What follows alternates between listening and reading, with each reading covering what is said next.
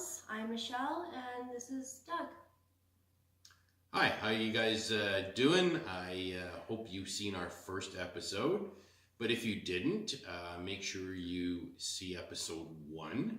This is episode 2, so this is only our second video. In our first video, we indicated to you that we're currently half-time in our RV and working towards going full-time by selling our acreage home, which we're in right now. One of the first things we promised was what was coming up, and some mods that we've been doing to our RV as well as our truck to pull our RV in order to facilitate full-time RV. Last year, no, it was the year before, I think it was 2017, we took our new trailer, which we just purchased, and we went through the Rocky Mountains.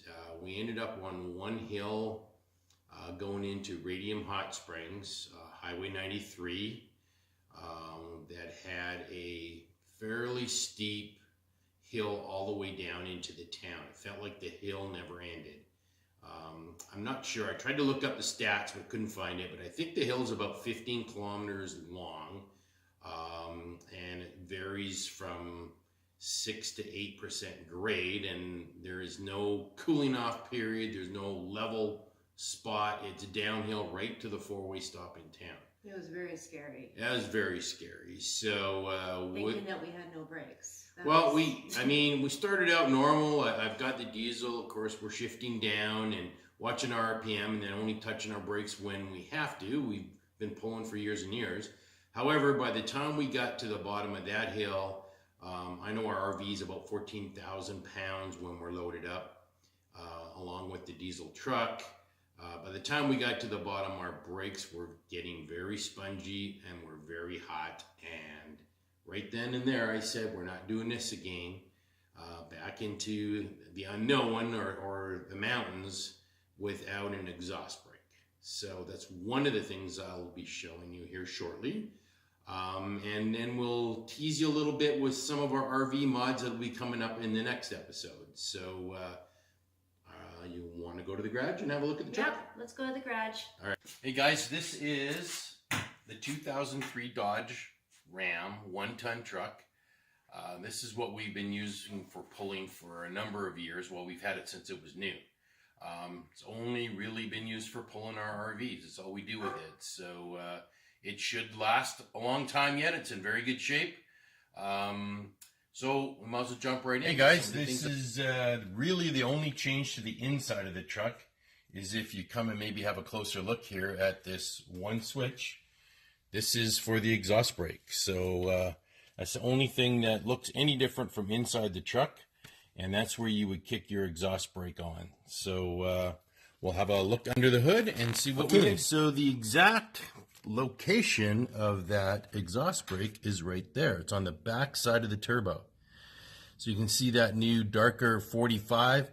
Well, that's where your exhaust starts. So there's a little butterfly that's air actuated that kicks on and off depending on when you need it. This is the air compressor. You need air to actuate the exhaust brake. So this is specially designed for this 5.9 liter diesel to mount right here. So you mount it in, the kit comes with everything you need to mount it. And it also comes with a auxiliary air for your tires or whatever you need it for on the road. If you have problems or a low tire, you can fill up using that same compressor. It does have a little, maybe about a gallon volume pot that's mounted in underneath. I won't show you that because you can only see it from underneath. So while I was at it, Pack Brake also make what they call an air spring, which is an airbag. So I've installed both a left and a right airbag. I mounted the controls here just because you can mount this inside the cab. However, running 3 air lines and all the electrical to the inside, and I didn't really have a nice place to put it. And I'm only going to be pumping this up and deflating it when I'm hooking up or unhooking the fifth wheel. So I figured this is just fine, and saves me dragging out a hose as you do with a lot of airbags. But because I was putting the exhaust brake in, I already had the compressor. This ties in, uses the same compressor, and becomes a really neat package. The airbag itself looks like this. You end up taking the little axle bumper on the top off, and it comes with all the plates, and it clamps down to your axle. And there is a left and a right one that goes in. While I was at it, I also put some new exhaust on. Seems as I had the connection to the turbo off anyway, it was getting to the point where it needed replacing, so I just replaced it all the same. While we're out in the garage, I'm going to give you a little sneak preview of what I will be installing as soon as the weather improves here. So we're looking at maybe another couple weeks. But I've picked up some auto drain valves. So in our RV we have 3. We have 2 the 1.5 inch for the gray water and 1 3-inch for the sewer. Now, I've had issues with cables. If any of you have like a wet bay and you have cables that run down to your standard dump valves, over time those cables get stiff, they break, they stretch, and they don't open and close properly anymore. And so I've decided I'm going to automate this. I'm going to go under there once, replace them, and be done with it. So here's how they work. I don't know if you can get a good view.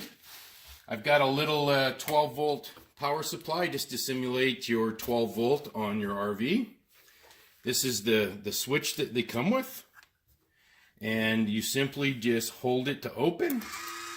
And you can see that the valve opens right up.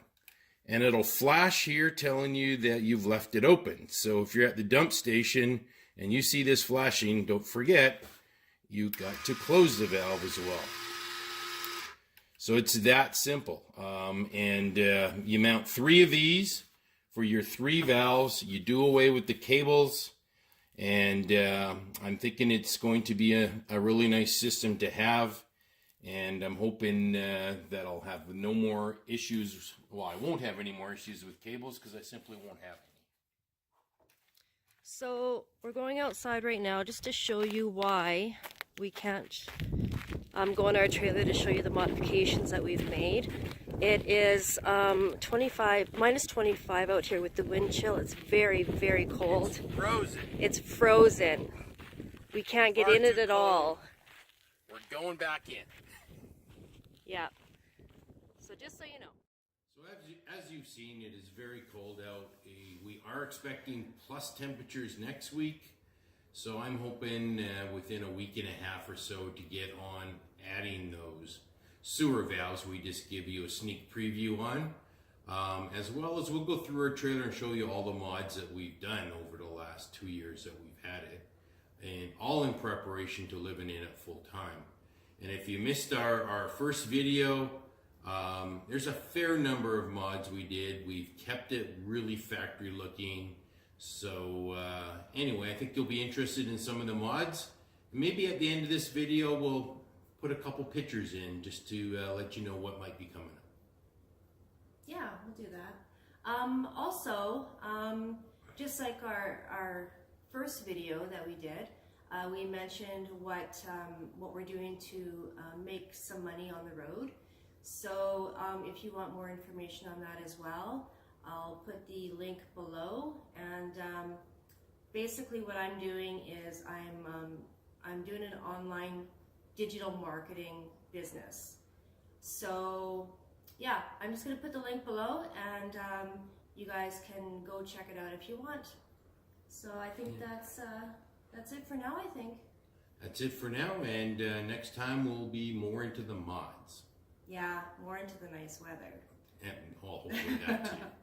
All right, guys. All right, thanks. Okay, bye. And wait, don't forget to subscribe so you can see, and also I guess any comments, those kind of things. And like as well. Okay, now we're done.